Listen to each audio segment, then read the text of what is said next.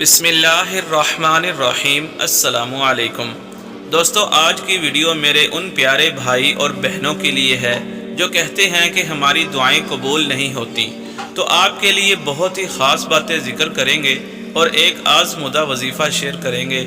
دوستو، آپ سب ہی جانتے ہیں کہ اس ترقی یافتہ دور میں ہر کوئی پریشان ہے مہنگائی کی وجہ سے، اور اکثر لوگ مالی تنگی کی شکایت کرتے ہیں کہ گھر کی ضروریات پوری نہیں ہو رہی، آمدن کم اور خرچے زیادہ ہیں۔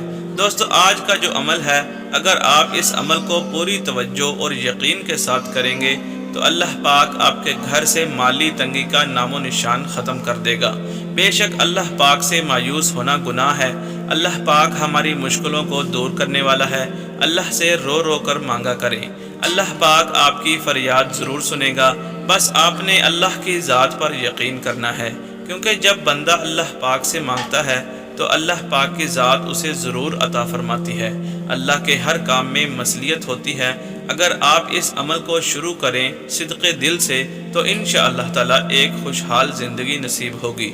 روزانہ مغرب کی نماز کے بعد سورۃ الواقعہ ایک بار پڑھیں، صبح و شام۔ یا واسع یا رزاق یا وہاب ایک ایک تسبیح پڑھیں، اور ہر نماز کے بعد یہ دعا کم از کم 11 مرتبہ پڑھیں۔ لا الہ الا اللہ الحلیم الکریم، سبحان اللہ رب العرش العظیم، الحمدللہ رب العالمین۔ اور حرام سے بچیں اور جھوٹ سے جتنا ہو سکے دور رہیں، کیونکہ جھوٹے پر اللہ کی لعنت ہے۔ اور روزانہ گھر میں قرآن پاک کی تلاوت کریں، اور ماں باپ کی فرما برداری کریں، اور ہر دعا میں وظیفے میں اول آخر درود پاک پڑھیں۔ اللہ رب العزت آپ کی تمام دعائیں قبول فرما لیں گے، اور آپ جو بھی وظیفہ کریں گے وہ پورا کام کرے گا، بشرطے کہ جو باتیں کی ہیں ان پر عمل ضرور کریں۔